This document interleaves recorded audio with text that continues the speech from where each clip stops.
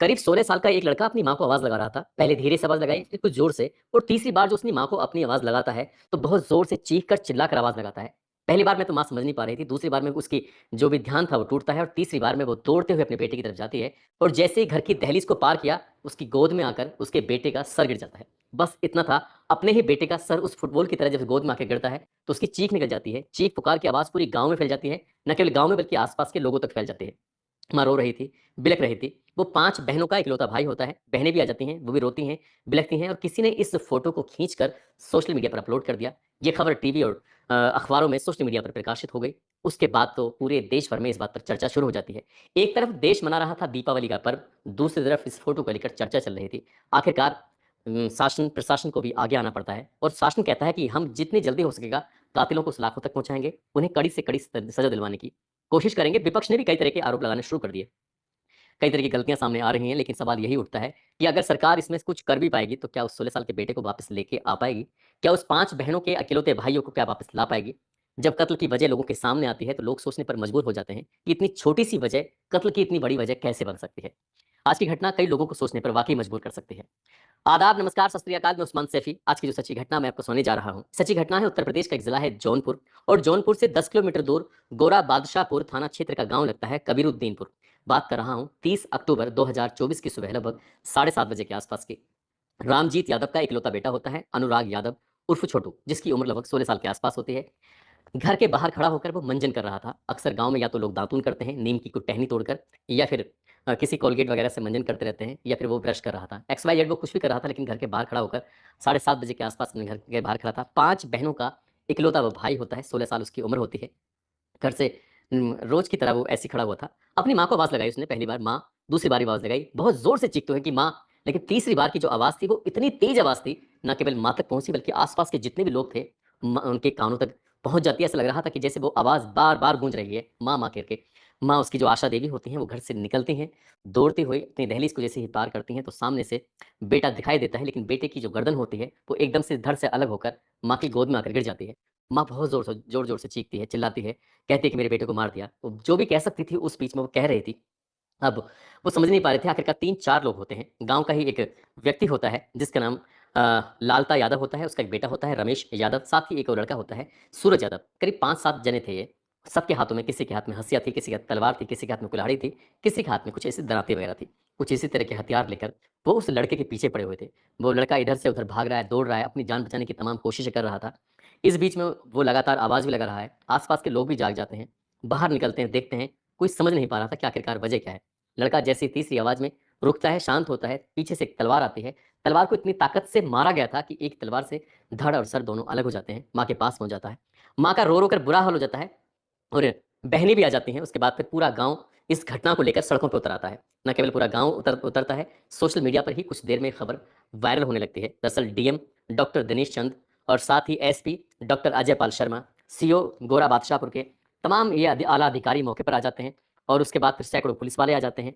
एक दिन पहले ही इस गाँव के अंदर दरअसल 29 अक्टूबर 2024 को ये लड़का जिसका नाम अनुराग यादव होता है, वो अपने घर से कुछ ही दूरी पर एक छोटी-सी ज़मीन का टुकड़ा होता है, उस ज़मीन के टुकड़े की साफ-सफाई कर रहा था। और जैसे ही इसकी घास-वास छील रहा था क्योंकि इससे पूछा जाता है कि तुम ये सब क्या कर रहे हो? वो कहता है कि अगले दिन दीपावली का त्योहार है, साफ-सफाई करना अच्छी बात है, इसलिए साफ-सफाई कर रहा हूँ। इसी बीच में पड़ोसी ही हैं, थोड़े से फासले से रहते हैं, लालता, उसके परिवार के कई लोग मौके पर आ जाते हैं और उस लड़के को बहुत बुरी तरह से डराने लगते हैं, धमकाने लगते हैं। उससे तमाम तरह की गंदी-संदी बातें करते हैं, गालियाँ देने लगते हैं, उसे कहते हैं कि तुम यहाँ से चले जाओ। जब लगातार उस लड़के को 16 साल के उस बालक को लगातार धमकाया जा रहा था, टॉर्चर किया जा रहा था, तब गाँव के आस-पास के लोग आते हैं, समझाते हैं कि इस तरह की बातें मत करो। अगले दिन वैसे भी त्योहार है और त्योहार पे सिर से लड़ाई-झगड़ा नहीं करते हैं। अनुराग को समझाया जाता है, अनुराग जाकर अपने घर जाता है, लेकिन वो इतना नहीं बताता कि इस तरह से झगड़ा-फ़साद भी हुआ है। वो नहीं जान रहा था कि आखिरकार आगे कुछ हो भी सकता है। उस रात तो कट जाती है, लेकिन लालता यादव को कुछ ऐसा लग रहा था जैसे क्या उसके साथ बहुत बड़ी कोई वारदात हो गई है। उन्होंने एक प्लानिंग करते हैं, प्लानिंग करने के बाद लालता, उसके परिवार के जो भी कुछ लोग थे, हाथों में हँसिया, दराती और तुम्हारी तलवार लेकर सीधे मौके पर पहुँच जाते हैं और उस बालक की गर्दन काटकर उसकी हत्या कर देते हैं। जब हत्या करते हैं तो मामला सोशल मीडिया पर वायरल हो जाता है, हर कोई इस घटना के बारे में जानने की कोशिश कर रहा था। दरअसल ये कहानी शुरू होती है साल 1995 से। रामजीत यादव और उसके 20 मीटर दूर एक लालता यादव के नाम का व्यक्ति है। लालता यादव एक दबंग प्रवृत्ति का व्यक्ति है। रामजीत यादव की 5 बेटियाँ हैं, 1 बेटा है। और 1995 में ग्राम समाज की भूमि को लेकर अक्सर इनमें विवाद चला रहा था। विवाद कुछ इस तरह सा था, लगभग 1 से डेढ़ बिस्वा या 2 बिस्वा ज़मीन रही होगी, इतना जितना कि एक दुकान होती है, या दुकान से थोड़ी बहुत ज़्यादा की संख्या रही होगी, लेकिन इससे ज़्यादा नहीं थी। इस छोटे से ज़मीन के टुकड़े को लेकर दोनों पक्षों में कई सालों से लगातार विवाद चल रहा था, बातचीत बन नहीं पा रही थी। आखिरकार ग्राम पंचायत के कुछ सदस्य बैठते हैं, और सदस्य बैठने के बाद ये तय कर लेते हैं कि तुम्हारे हिस्से में इतनी ज़मीन आ रही है, तुम इस ज़मीन पर आराम से अपनी दीवार वगैरह बना लो, और ताकि झगड़ा बिल्कुल हमेशा के लिए खत्म हो जाए। लेकिन गाँव वालों ने इस झगड़े को खत्म कराने की तमाम कोशिशें की। उसके बावजूद भी दबंग प्रवृत्ति का व्यक्ति होता है लालता यादव, वो अपनी हरकतों से बाज नहीं आ रहा था। उसने हद तो तब कर दी।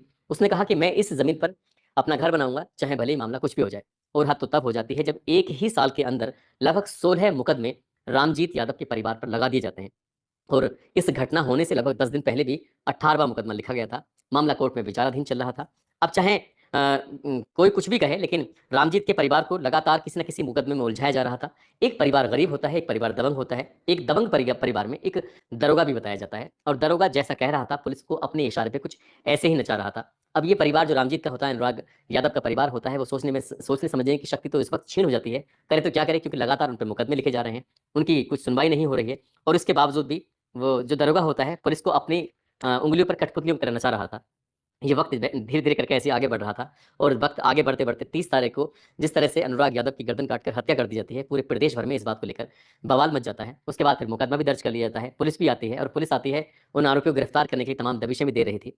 इधर जो पूर्व मुख्यमंत्री अखिलेश यादव होते हैं, एक तरफ तो कहते हैं कि जंगल राज है, दूसरी तरफ वो सरकार पर भी उँगली उठाना शुरू कर देते हैं। सरकार कहती है कि हम अपना काम कर रहे हैं, जितनी जल्दी हो सकेगा आरोपियों को गिरफ्तार करेंगे, और गिरफ्तार करने के बाद उनको जेल भेज देंगे। दरअसल अनुराग यादव की एक बहन का सोशल मीडिया पर एक इंटरव्यू बहुत तेज़ी के साथ वायरल होने लगता है। वो बार-बार कह रहे थे कि कितनी बार थाने, चौकी के चक्कर लगाते हैं, कितनी बार एप्लीकेशन दी जाती है, कितनी बार कानून को, कितनी बार लेखपाल को पत्र लिखा जाता है, कहा जाता है कि आप हमारे घर आइए, एक बार आने के बाद इस छोटी-सी ज़मीन के टुकड़े, चाहे वो डेढ़ बिस्वा हो या 2 बिस्वा हो, इस विवाद को हमेशा के लिए खत्म कर दीजिए। क्योंकि दूसरी जो पार्टी थी, वो दबंग प्रवृत्ति के थे, साथ ही उनके परिवार में एक दरोगा था, जो पुलिस को अपने इशारों पर, उँगलियों पर नचा रहा था।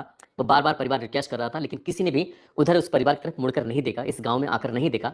जबकि इस हत्याकांड के बाद डीएम हो, एसएसपी हो, मंत्री हो, या फिर तमाम नेता हो, वहाँ पर पहुँच जाते हैं, तमाम मीडियाकर्मी भी पहुँच जाते हैं, और ये मामला पूरे देश भर में चर्चित हो जाता है। जिस दिन दीपावली मनाई जा रही थी, उस दिन इस घटना को लेकर घर-घर में चर्चा हो रही थी कि एक 16 साल का लड़का है, जिसकी गर्दन काटकर हत्या कर दी जाती है, छोटे से ज़मीन के टुकड़े को लेकर। बहन साफ-साफ कहती है मीडिया में आकर, या तो सरकार इस मामले में बदला ले, इन आरोपियों को कम से कम समय में इनका एनकाउंटर करे, इन्हें सज़ा दिलाए, खून का बदला खून से ले, नहीं तो फिर बहन अपने भाई की हत्याकांड का बदला लेंगी। कहीं ऐसा ना हो कि एक और बहन, या फिर 5 बहनों में से कोई भी बहन फूलन देवी की तरह मैदान में उतरे और अपने भाई की हत्याकांड का बदला ले। इसलिए सरकार की अपनी ज़िम्मेदारी बनती है, और प्रशासन की अपनी ज़िम्मेदारी बनती है। ये कोई पहला मैटर नहीं है, भविष्य में न जाने कितने ऐसे मैटर होंगे, और पुलिस वाले देखते भी होंगे, जानते भी होंगे, न जाने कितने ऐसे मामलों को देखकर पुलिस वाले अनदेखा कर देते हैं। इसमें ये भी बताया जाता है, जो बहन थी वो कह रही थी कि जब तक ये ज़मीन किसी का खून नहीं लेगी, खून नहीं माँगेगी, तब तक हम यहाँ पर आएँगे नहीं। वो पुलिस वाले कौन हैं, उनके बारे में भी पता किया जाए। हालाँकि डीएम कहते हैं कि इस मामले की उचित स्तरीय जाँच की जा रही है। क्या जाँच में उन दरोगाओं का, उन सिपाहियों का, उन लोगों का भी नाम, उन अधिकारियों का नाम सामने आ पाएगा, उन लेखपाल का नाम सामने आ पाएगा, जिन्होंने ये कहा कि ये ज़मीन खून माँग रही है? क्या वाक़ई वो चाहते थे कि हत्या किया जाए? क्या इस मामले में उतना ही दोषी ये लालता यादव का परिवार है, या उससे कहीं ज़्यादा दोषी वो प्रशासनिक अधिकारी, पुलिस वाले, दरोगा, इंस्पेक्टर, वो भी लोग हैं जिन्होंने इस मामले को आगे बढ़ने में मदद की है? क्या इस मामले में जो ये लालता प्रसाद का जो परिवार का दरोगा है, जिसने पुलिस की वर्दी पहनकर और इस कानून का दुरुपयोग किया है, क्या वो भी इतने, क्या उसका भी एनकाउंटर होगा? ये बहुत सारे सवाल हैं। इन सवालों के जवाब ना केवल जनता माँग रही है, बल्कि जनता से कहीं ज़्यादा वो 5 बहनें हैं, माता-पिता हैं, जिनका वो इकलौता भाई था, जो ताई कमांडो का गेम खेलता था। बताया जाता है कि वो नेशनल प्लेयर था, लेकिन इन दबंग परिवार की वजह से वो शायद सामने आने से भी कतराने लगता है, और वो उस परिवार में इतना डर चुका था कि वो प्रैक्टिस करने भी नहीं जा पा रहा था, जब उसकी कोच का इंटरव्यू लिया जाता है।